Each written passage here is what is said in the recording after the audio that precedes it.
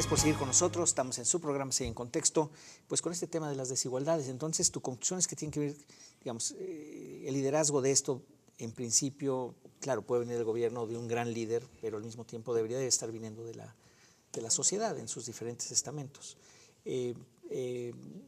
¿Algún viso, Gerardo, de que esto pudiera darse o es una cosa más utópica, digamos? ¿Cómo construirla? Un poco era lo que estaba yo comentando, ¿no? O sea, está bien, ok, la participación, pero bueno, el cómo es un proyecto que se tiene que ir consensuando, que se tiene que ir alimentando. ¿Cómo lo verías tú? Que se tiene que dar más poder a los ciudadanos en los temas de decisión de su trayectoria de vida, ¿no? Y un poder que parta no solo del ejercicio efectivo de sus derechos sociales, sino de su participación en la vida política, ¿no? Desafortunadamente, en el otro lado se encuentran instituciones muy rígidas. Cuando hablábamos de las posibilidades de los gobiernos de dirigir el desarrollo de un territorio, por ejemplo, estas posibilidades se enmarcan en un contexto totalmente sectorial. La Secretaría de Economía va por un camino, la Secretaría de Desarrollo Social por otro, cada una de las Secretarías de Salud por otro, ¿no? Difícilmente existen políticas que miren el contexto territorial y difícilmente se va a lograr sin la participación efectiva de los ciudadanos en definir su trayectoria de vida. De otra forma, no hay forma de que estas políticas concurran con un actuar efectivo y coordinado. Sí. Perdón, Julio. Es muy importante lo que pasa en el Estado y en la política pública, es muy importante. Pero yo creo que sí hay mucha vitalidad en muchas regiones y muchos territorios, ¿no? Tuve la fortuna ahora en las vacaciones, en Navidad y Año Nuevo, recorrer una parte del país, ¿no es cierto? Y tú te encuentras que están pasando muchas cosas en México. Cosas muy positivas, te fijas, hay expresiones de cultura, hay universidades, hay empresarios haciendo inversiones interesantes, hay organizaciones sociales reclamando el ejercicio de los derechos, el respeto a sus derechos, como debe de ser. Hay mucha vitalidad, te fijas, o sea, yo sí tengo mucha fe y mucha confianza, y tú ves, ¿no es cierto?, recorres el país y te encuentras con municipios, con pueblos, con lugares. Tú dices, ¡ah, diablos! ¿Qué es esto? ¿No? Con lugares que yo conocí hace 15 años y que vuelves y tienes ahora una transformación, ¿no? Tienes una transformación maravillosa. No está todo resuelto, hay muchos problemas, pero sí hay mucha creatividad en la sociedad mexicana, hay mucha fuerza, y yo creo que hay que apostarle mucho más a eso. Bueno, sí, yo también soy un convencido de lo que están diciendo. O sea, ciertamente me parece que la sociedad sí está muy vitalizada y de forma creativa, no necesariamente irse por fuera de las instituciones, sino transformar por dentro las instituciones desde diferentes lados, ¿no? Y eso, pues, yo estoy de acuerdo. A mí me gusta esa apuesta de la que hablas, y de hecho luego les cuento, estamos en el CEI, estamos metidos en varias de estas cosas. Por supuesto. ¿No?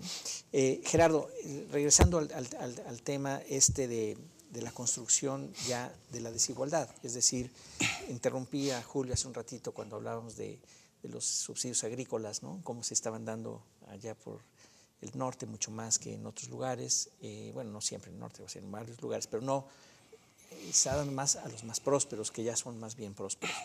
Y interrumpí diciendo, bueno, pero eso viene desde atrás de la concepción del Estado que quiere ser, y en fin. En esa construcción de la desigualdad, vamos a llamarlo así, territorial, ¿qué elementos ves tú? Además, digamos, se empezó a hablar de subsidios, ¿qué otras cosas están sucediendo? O ahondar en subsidios también. Claro, mira, por desgracia pareciera que existieran trampas de pobreza en ciertos lugares, en ciertos territorios del país, ¿no? Por una parte tienes a la política pública alejándose, en términos de subsidios a la agricultura, alejándose de los territorios más pobres, de los subsidios a los productores, a los pequeños productores rurales, pero por otra parte tienes esos lugares carecen, o más bien presentan los mayores niveles de rezago hasta en sus propios presidentes municipales. Una encuesta de presidentes municipales mostraba niveles de escolaridad por debajo de la secundaria en muchos de los municipios del país, ¿no? Y cuando uno piensa en esto, inmediatamente se remonta a Oaxaca, en fin, diferentes lugares, en donde, por desgracia, incluso las capacidades locales de gestión se ven muy disminuidas. Ahí, la parte de escolaridad, hay un dicho que dice, dinero llama dinero, ¿no? Entonces, como mencionabas, pues es más rentable a veces invertir ahí donde ya hay infraestructura, por ejemplo. Correcto. El abandono de la infraestructura, de la creación de infraestructura, ¿hasta dónde la construcción de infraestructura como carreteras, como presas, como puertos, como capacidades de tener energía, determinan muchas de estas desigualdades, Julio? Tiene un impacto enorme. O sea, hablamos del norte, pero bueno, el norte no siempre fue como es hoy, ¿no es cierto? En los años 40, 50 hubo enormes inversiones públicas en el norte. Esa agricultura de hoy es producto de inversiones públicas en sistemas de riego, en energía, en etcétera, etcétera. O sea, no es que apareciera en el siglo X ya existía eso, ¿verdad? Sí. Ese era un desierto. Claro. Un desierto, ¿te fijas? Y es hoy lo que es, gracias a que el Estado hizo su parte. Hay un problema muy serio con inversión en infraestructura que permita a los ciudadanos expresar su potencial de creación de empleo, etcétera, etcétera. Hay una desigualdad enorme territorial en la calidad de los servicios educacionales y de las escuelas a las que pueden ir los ciudadanos de un lado a otro. O sea, no es solo infraestructura dura de cemento y carreteras y qué sé yo, es también la calidad de ciertos servicios de los cuales la educación es clave.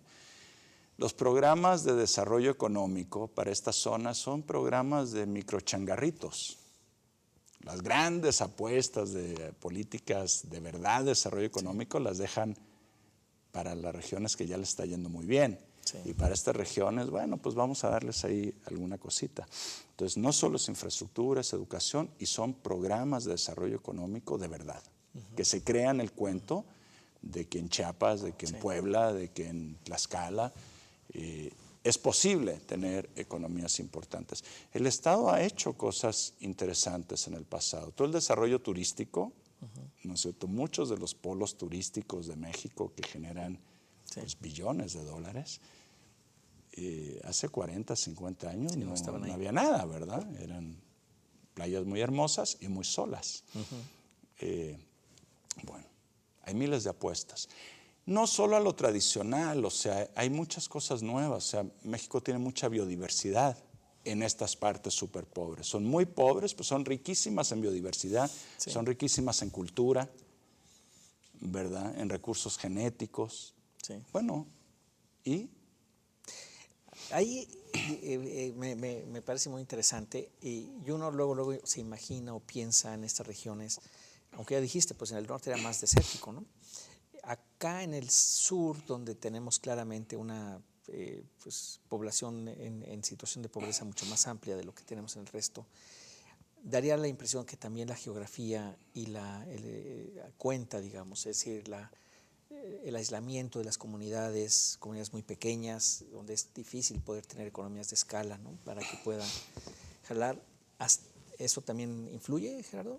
Fíjate que yo creo que ese se está convirtiendo cada vez más en un mito.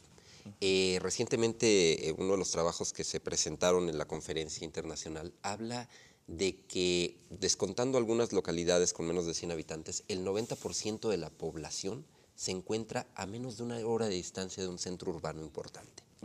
Entonces, imagínate realmente ese es mito un buen dato, donde... Es muy buen dato. Claro, ahora uno puede pensar verdaderamente en todo lo que está alrededor de San Cristóbal, y San Cristóbal tiene una vida impresionante.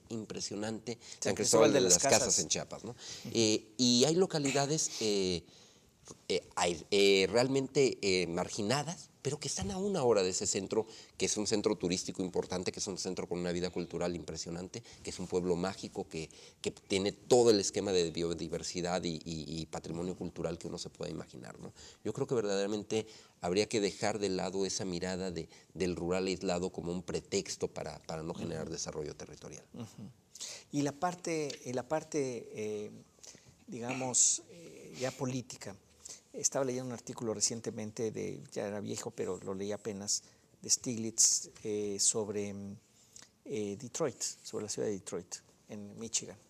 y que ha caído, bueno, no solo cayó en bancarrota, sino que es un desastre de ciudad, digamos, cómo se desbarató, habiendo sido quizás la segunda o tercera ciudad más importante de Estados Unidos. Y uno de los argumentos que él menciona es que no había una unificación política, es decir, que la ciudad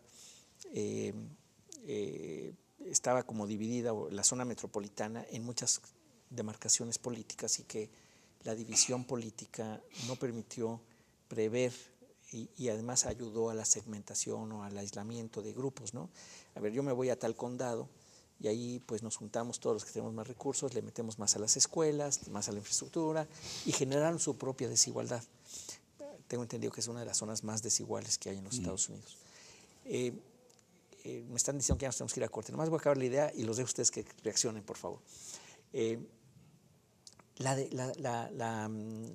origen muy indígena de estas zonas pues llevó a tener muchos municipios, digamos, es donde más municipios hay, ¿no? En las zonas casi, bueno, Oaxaca sin duda, Puebla también es muy grande municipios, nada que ver con Baja California, que son 6 u 8, 10, ¿no?